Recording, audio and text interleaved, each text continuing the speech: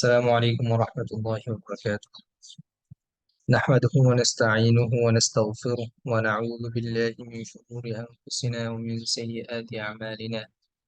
من يهده الله فلا مضل له ومن يضلله فلا هادي له. ونشهد أن لا إله إلا الله وحده لا شريك له، ونشهد أن سيدنا وسندنا وحبيبنا ومولانا محمدا عبد الله ورسوله. اللهم صل على سيدنا ومولانا محمد وعلى آله وصحبه وبارك وسلم. سبحانك لا علم لنا إلا ما علمتنا إنك أنت العليم الحكيم. سبحانك لا علم لنا إلا ما علمتنا إنك أنت العليم الحكيم. ربي زدني علما، ربي يسر ولا تعسر وتمم علينا بالخير. رب اشرح لي صدري ويسر لي أمري واحلل عقدة من لساني يفقه قولي. بسم الله الرحمن الرحيم. আমরা আমাদের ধারাবাহিকতায় আজকে হচ্ছে সূরাতুল জিলজাল, সূরা কারিয়া এবং সূরা আদিয়া, এবং আগামীকালকে আমাদের লাস্ট ক্লাস হবে। পাশাপাশি দারসুল হাদিসেরও ক্লাস হবে। তো 2টা থেকে 3টা পর্যন্ত দারসুল হাদিস হবে। এরপরে আধা ঘন্টা সূরা কদর নিয়ে একটু আলোচনা হবে। এরপরে কালকে আমাদের শেষ। তো সূরাতুল জিলজাল, বিসমিল্লাহির রহমানির রহিম। ইযা জুলজিলাতিল আরদু জিলজালাহা। এই সূরাতে কিয়ামত সংগঠিত কিভাবে হবে সেটা আলোচনা এই সূরাতে রয়েছে, এবং সাথে সাথে যে মানুষ তার কৃতকর্ম দুনিয়াতে যা করেছে তা সে দেখতে পাবে কিয়ামতের দিন, এটারও আলোকপাত রয়েছে এই সূরায়। তো এই সূরা মাক্কি নাকি মাদানী, বরাবরের মতো বাকি সূরাদের মধ্যে মতো ইখতিলাফ রয়েছে। কেউ কেউ বলেছেন এটা মাক্কি, আবার কেউ কেউ বলেছেন এটা মাদানী। তবে আসাহ অনেকেই বলেছেন, মানে যার কাছে যেটা বেশি গ্রহণযোগ্য মনে হয়েছে, কেউ বলেছেন এটা মাদানী। আসাহ বলতে গ্রহণযোগ্য মত। আবার কেউ বলেছেন এটা মাক্কি গ্রহণযোগ্য মত। তবে মাদানীটা বেশিরভাগই গ্রহণযোগ্য মতের, যেটা মাদানী। তো নাজিল হওয়ার দিক দিয়ে এই সূরাটা হচ্ছে 94তম, 94। আর এটা হচ্ছে সূরা নিসার পরে নাজিল হয়েছিল, এবং সূরা হাদীদের আগে এই সূরাটা আল্লাহ রাব্বুল আলামিন রাসূল সাল্লাল্লাহু আলাইহি ওয়াসাল্লামের কাছে নাজিল করেছেন। তো এই সূরা আয়াত সংখ্যা নিয়ে ইখতিলাফ আছে, যে আসলে এই সূরার আয়াত সংখ্যা কতটি। তো যারা কুফাবাসী আলেম, তো ওনাদের মতে এই সূরা আয়াত সংখ্যা হচ্ছে 8টা। আবার অধিকাংশ আলেম যারা, তারা বলেছেন এই সূরার আহ আয়াত সংখ্যা হচ্ছে 9টা। যেটা ইখতিলাফ হয়েছে এই কারণে যে ইয়াউমাইযিন ইয়াসদুরুন নাস আশতাতা, ইয়াসদুরুন নাস আশতাতা, এখানে একটা আয়াত হবে কিনা, এরপরে লিইউরাউ আমালাহুম, এটা একটা আয়াত হবে কিনা। তো এই নিয়ে কুফিরা বলেছেন 8টা, আর অধিকাংশ আলেমরা বলেছেন 9টা।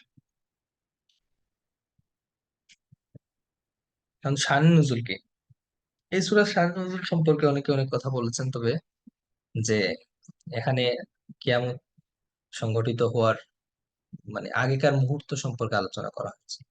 তো কাফেররা আল্লাহ রাসূল সাল্লাল্লাহু আলাইহি সাল্লামকে বিভিন্ন প্রশ্ন করতো, যে ইয়াসআলু আইয়ানা মুরসাহা, যে হে নবী আপনি বলেন কিয়ামত কবে সংগঠিত হবে। এতবার আবার বলতে পারে, বিভিন্ন কোরআন শরীফে আরো আয়াত আছে যে ওয়ায়াকুলুনা মাতা হাযাল ওয়া'দু ইন কুনতুম সাদিকিন। তারা বলতো, এই যে তোমরা যে ওয়াদা করতেছো কিয়ামত দিবসের, যে কিয়ামত হবে, তোমরা বলে দাও যে এই কিয়ামত দিবস কখন হবে।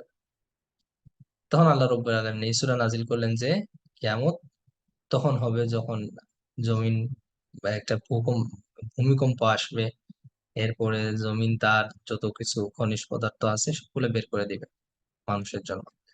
এখন এখানে আল্লাহ রব্বুল আলামিন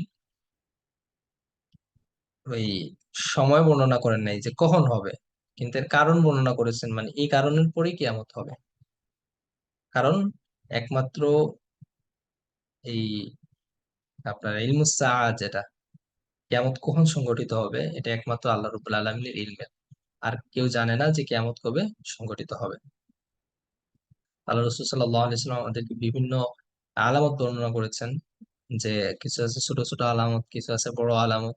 এই বড় আলামত গুলো প্রকাশিত হওয়ার পরেই কি হয়ে যাবে, কিয়ামত সংঘটিত হয়ে যাবে। আর এখানে যে আর দুইটা আয়াত আছে, ফামান ইয়ামাল মিসকালা যাররাতিন খায়রান ইয়ারা ওয়া মান ইয়ামাল মিসকালা যাররাতিন শাররান ইয়ারা। অর্থাৎ কেউ একটা ছোট কাজ করলে, অনুপরিমাণ ভালো কাজ করলে তাও দেখতে পাবে, আবার কেউ অনুপরিমাণ খারাপ কাজ করলে তাও দেখতে পাবে। এখন এই এই এখানে তাফসীর শাহ নজরুল হচ্ছে দুইজন, মদিনার মদিনার দুইজন ব্যক্তির জন্য নাজিল হয়েছে। একজনের কাছে হঠাৎ একজন গরিব লোক আসলো, এসে সাহায্য চাইলো, কিন্তু তার কাছে তেমন ধন সম্পদ ছিল না যার কাছে সাহায্য চাইছে, কিন্তু সে মানা করে দিয়েছে যে আমি তোমাকে দিতে পারবো না। আর আরেকজন ব্যক্তি যে খারাপ কাজ করতো, ছোট ছোট কাজগুলো, ছোট ছোট মন্দ কাজগুলো করতো, ছোট গুনাহ যেগুলো আমরা বলি, এগুলো করতো, করার পরে সে এগুলাকে তুচ্ছ মনে করতো, যে আসলে এগুলো তো ছোট ছোট গুনাহ, এগুলো তেমন প্রভাব ফেলবে না মিজানে বলেন, হাসরে বলেন, বা আমার দুনিয়ার জীবনেও এটা তেমন একটা প্রভাব ফেলবে না, এটা স্বাভাবিক একটা।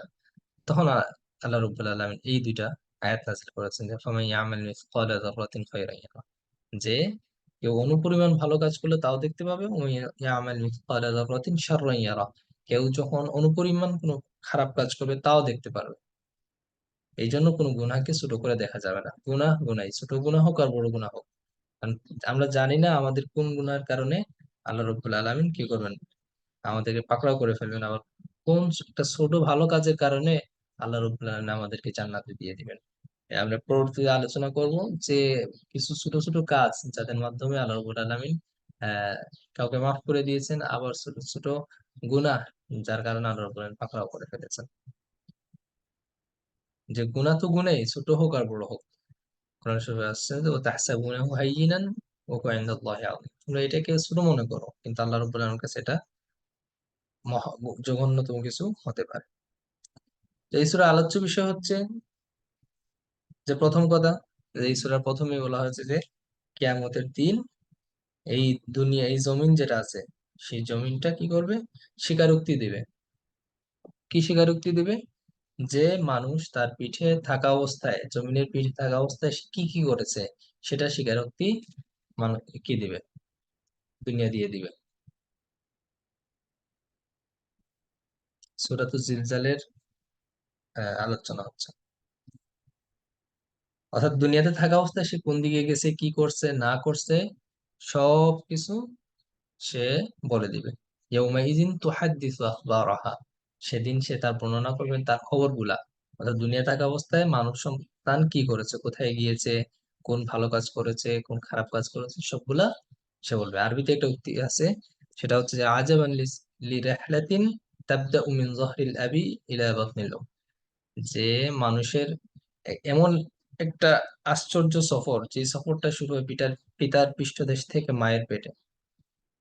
তাবদাউ মিন যহরিল আবি ইলা বাতনিল উম্মি ওয়া মিন বাতনিল উম্মি ইলা যহরিল আব, মায়ের পেট থেকে আবার জমিনের পিঠে, ওয়া মিন যহরিল আরদি ইলা বাতনিল আরদ, আবার জমিনের পিঠ থেকে আবার জমিনের পেটে। অর্থাৎ আমাদের সফরটা শুরু হয়েছে পিতার পৃষ্ঠদেশ থেকে মায়ের পেটে, মায়ের পেট থেকে আবার জমিনের পিঠে, জমিনের পিঠ থেকে আবার মায়ের এই জমিনের পেটে, এরপরে ওয়া মিন বাতনিল আরদি ইলা ইয়াউমিল আরদ, আর জমিনের পেট থেকে কিয়ামত দিবসে, সেদিন আল্লাহ রব্বুল আলামিন আমাদের এই রেহলা সম্পর্কে আমাদেরকে জিজ্ঞেস করবেন, যে এই রেহলা থাকা অবস্থায়, এই সফরে থাকা অবস্থায় কি কি করেছি। যে আমরা আগের সূরায় পেয়েছি যে লা তুসআলুন্না আনিন নাঈম, এরকম কিছু। এরপরে দ্বিতীয় কথা হচ্ছে এই সূরার, যে কিয়ামতের দিন মানুষ বিভিন্ন দলে বিভক্ত হয়ে যাবে। ইয়াউমাইযিন ইয়াসদুরুন নাসু আশতাতান লিইউরাউ আমালাহুম, যে মানুষ কিয়ামতের দিন কবর থেকে বিভিন্ন দলে বিভক্ত হবে। এর মধ্যে কি ভালো মানুষ যারা, তারা তাদের ভালো আমলনামা দেখার জন্য একদল হয়ে যাবে, আর খারাপ মানুষ যারা, তারা তাদের খারাপ আমলনামা দেখার জন্য আরেক দল হয়ে যাবে।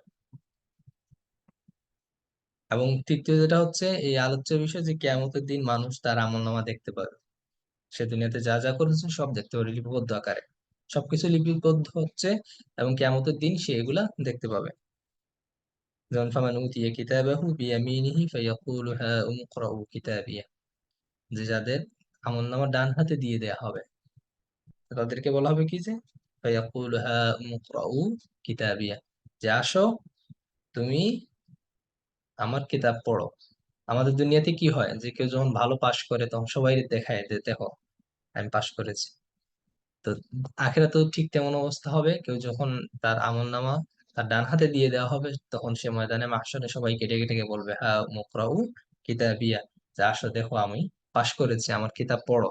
যে ইন্নী যনানতু আন্নী মুলাকিন হিসাবিয়া, যে আমি দুনিয়া থাকা অবস্থায় গাফলতিতে ছিলাম না, আমি জানতাম ভালো করে যে দুনিয়াতে থাকা অবস্থায় যে আমি আমার এই হিসাবের মুখোমুখি একদিন হয়ে যাব।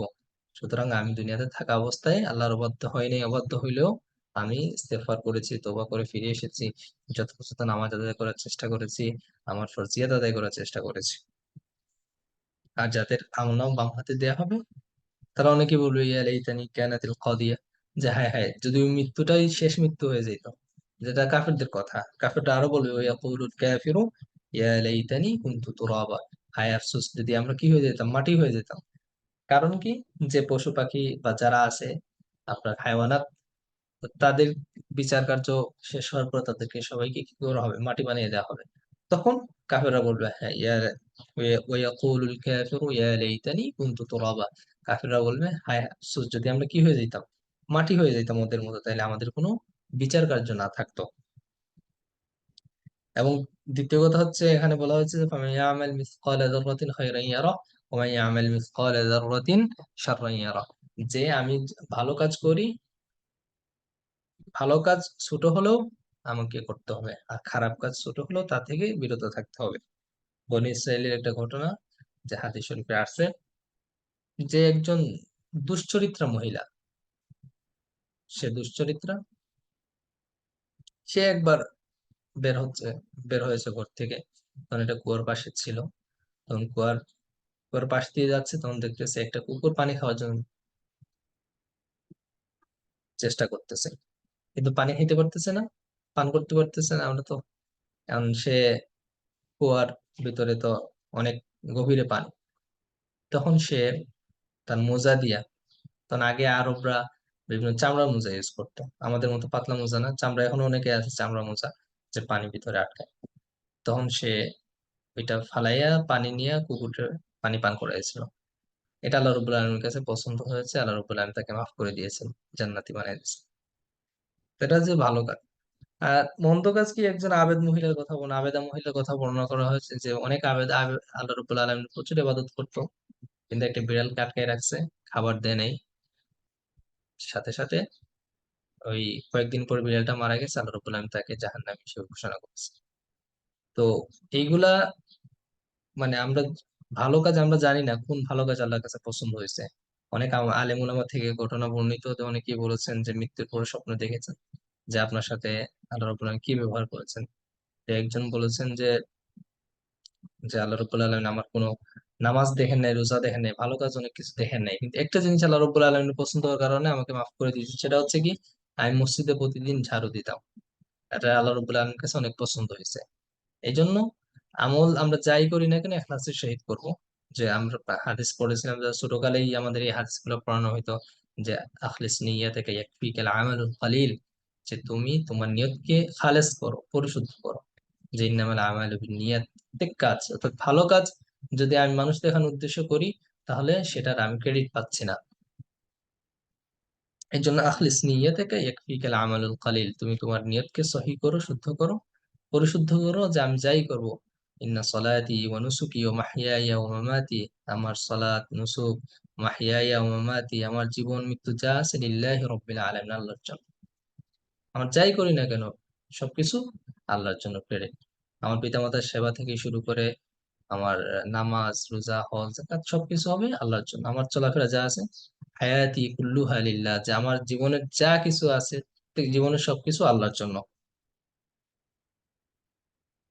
এই জন্য আল্লাহ রসুল সাল্লাল্লাহু আলাইহি সাল্লাম থেকে বর্ণিত, আয়েশা রাদিয়াল্লাহু তাআলা থেকে বলতে, আয়েশা রাদিয়াল্লাহু তাআলা কে তিনি বলতেছেন ইন্নান নবী সাল্লাল্লাহু আলাইহি ওয়াসাল্লাম কানা ইয়াকুলু ইয়া আয়েশা, আর রাসূল সাল্লাল্লাহু আলাইহি ওয়াসাল্লাম আয়েশা রাদিয়াল্লাহু তাআলা আনহাকে বলতেন যে ইয়াকা ওয়া মুহাক্কারাতিদ দুনুব, তুমি সাবধান, তুমি কোনো গুনাহকে ছোট করে দেখো না, অর্থাৎ ছোট গুনাহকে তুমি হেয় কইরো না।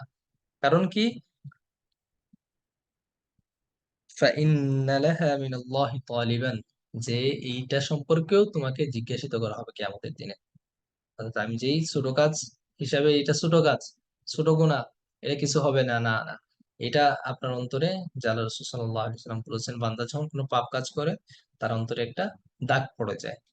এই দাগ পড়ার ফলে এরপরে যখন সে তওবা করে তখন দাগটা মুছে দেওয়া হয়। কিন্তু যখন সে আর তওবা করে না, এটা করতে করতে এমন অবস্থা হয়ে যায় তার অন্তরে, অন্তরটা পাথরের মতো হয়ে যায়, তখন ভালো কাজ সে শুনতে পায় না, এই অবস্থা হয়ে যায়। তো আমরা এখন শাব্দিক ব্যাখ্যার দিকে চলে যাব। যে বিসমিল্লাহির রহমানির রহিম, ইযা জুলজিলাতিল আরদু জিলজালাহা। জিলজাল শব্দের অর্থ হচ্ছে গভীর কাঁপন, কম্পন একটা হবে গভীর। তখন মানুষের মনে হবে যে জমিন তার নির্দিষ্ট স্থান থেকে বের হয়ে আসতেছে, এমন অবস্থা হবে জিলজাল শব্দের অর্থ। এখানে এই যে ভূকম্পনটা হবে, তখন এটা কি কখন হবে? প্রথম ফুৎকারের পরে নাকি দ্বিতীয় ফুৎকারের পরে? সিংহায় যে ফুৎকার দিবেন ইসরাফিল আলাইহিস সালাতু ওয়াসসালাম, তখন এখন বলা হয়েছে যে কেউ কেউ বলেছেন এটা প্রথম আহ ফুৎকারের পরে, কেউ কেউ বলেছেন আবার দ্বিতীয় ফুৎকারের পরে। তবে এটা দ্বিতীয় ফুৎকারের পরে ভূমিকম্প হওয়ার সম্ভাবনাটা বেশি, কারণ দ্বিতীয় ফুৎকারের পরে ভূমিকম্প হবে, এরপরে মানুষ কিয়ামতের অবস্থাগুলা আহ শুরু হয়ে যাবে, অর্থাৎ মানুষ ময়দানে মাহশারের দিকে চলতে থাকবে। ওয়া আখরাজাতিল আরদু আসকালাহা, এবং জমিন বের করবে আসকালাহা, তার ভোগের সামগ্রী। And আসকাল শব্দটা সাকলুন থেকে আসছে, এটার অর্থ হচ্ছে ভারী ভোগের সামগ্রী, ভারী, অথবা হতে পারে উত্তম ভোগের সামগ্রী, যেগুলা মানুষ ভোগ করে, স্বর্ণ রূপো, যে খনিজ পদার্থগুলা, তেল, এগুলা জমিন কিয়ামতের দিন কি করবে? বের করে দিবে। আর বের করে কেমনে দিবে?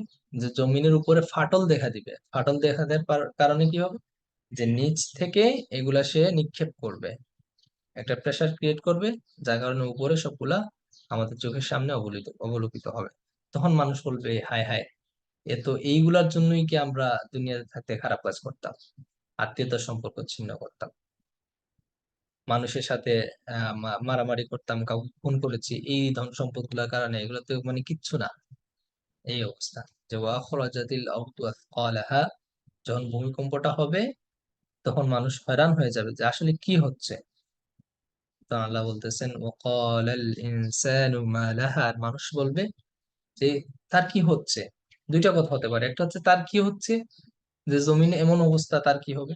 আবার এটাও হতে পারে যে এরপরে, অর্থাৎ ভূমিকম্পটা হয়েছে এরপরে কি হবে। দুইটা ব্যাখ্যা এখানে হচ্ছে ওয়াকালাল ইনসানু মা লাহা, মানুষ বলবে কি হলো তার। এখন তার কি হলো বলতে মানে সে এমন আচরণ করতেছে কেন, ভূমিকম্প হইতেছে এবং সে তার খনিজ পদার্থ যেগুলো আছে সেগুলো বের করে দিচ্ছে, এগুলো করছে কেন? অথবা এটাও ব্যাখ্যা হইতে পারে যে এই যে ভূমিকম্পটা হইলো এরপরে কি হবে। ওয়াকাল আল ইনসানু মা লাহা, কারণ কি, মানুষ এটা বলার কারণ হচ্ছে যে মানুষ আগে এরকম কোন ভূমিকম্প তারা স্বচক্ষে দেখে নাই, অর্থাৎ ওই সময় যারা মানুষ থাকবে তারা কখনো এরকম ভূমিকম্প স্বচক্ষে দেখে নাই।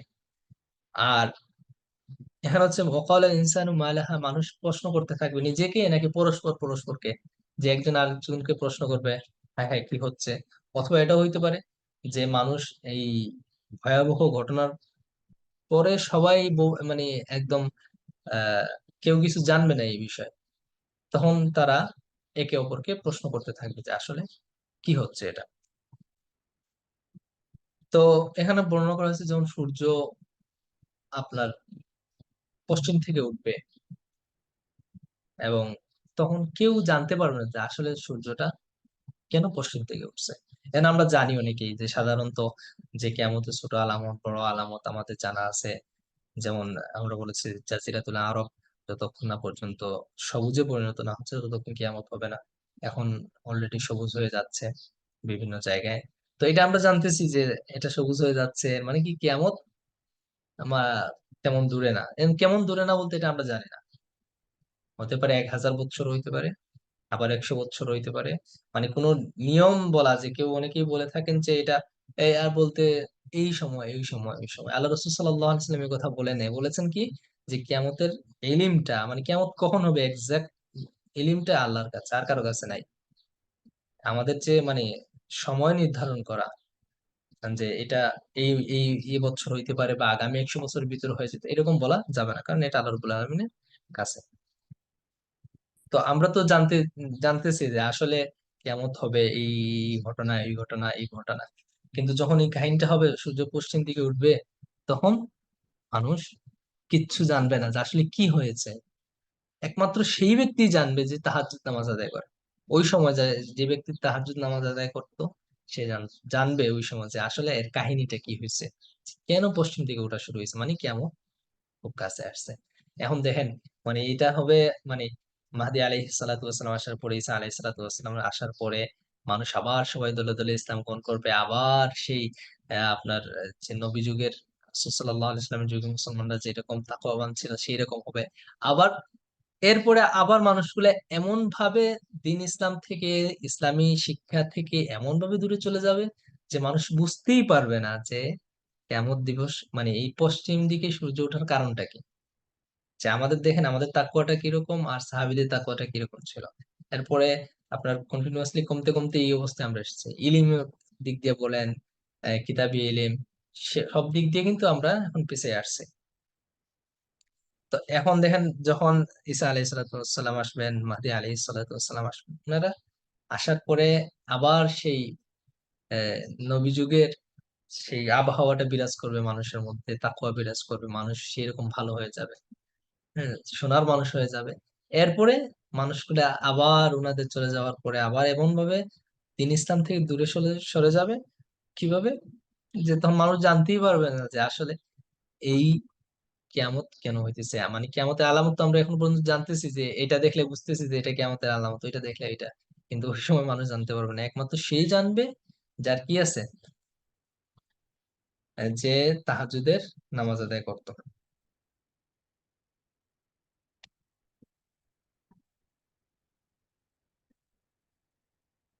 এরপরে বলতেছেন ইয়ৌমাইযিন তুহাদ্দিসু আখবারাহা,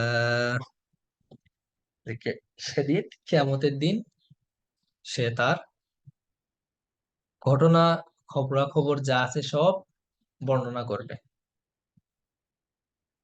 এখন সে কি বর্ণনা করবে, তার খবর কি? আর রাসূল সাল্লাল্লাহু আলাইহি ওয়াসাল্লাম ব- বলতেছেন এই ইয়াউমাইযিন তুহাদ্দিসু আখবারাহা, এতটুকু পরে সাহাবাদেরকে বললেন যে ক্বালা আতাদরুনা মা আখবারুহা, তোমরা কি জানো তার খবরটা কি? ক্বালু আল্লাহু ওয়া রাসূলুহু আ'লাম, যে আল্লাহ এবং তার রাসূল ভালো জানেন। এটা সাহাবীদের আদত ছিল যে ওনারা যখন কিছু জানতেন না তখন বলতেন যে আল্লাহ এবং তার রাসূল ভালো জানেন। তখন বলেন ফাইন্না আখবারাহা আন তাশহাদা আলা কুল্লি আবদিন আও আমাতিন, যে সে সাক্ষী দিবে প্রত্যেক বান্দার অথবা প্রত্যেক বান্দি বান্দির বিপক্ষে, কি দিবে যে বিমা আমিলা আলা যাহরিহা, দুনিয়ার পিঠে থাকা অবস্থায়, জমিনের পিঠে থাকা অবস্থায় কি যে কাজ করেছে সবগুলার কি করবে সে সাক্ষী দিবে। যে যে তাকুল তাকুল আমিলা ইয়ম কাযা ইয়ম কাযা, যে সে অমুক দিন এরকম কথা বলেছে, কাজ করেছে, সে অমুক তমুক দিন এটা করেছে ওইটা করেছে, এইরকম করে দুনিয়ায় থাকা অবস্থায় যা কিছু মানুষ করেছে সবগুলার ব্যাখ্যা মানে সবগুলার বিবরণ কিয়ামতের দিন এই দুনিয়া এই জমিন দিতে থাকবে মানুষের সাক্ষী। অর্থাৎ মানুষের মুখ বন্ধ করে দেওয়া হবে।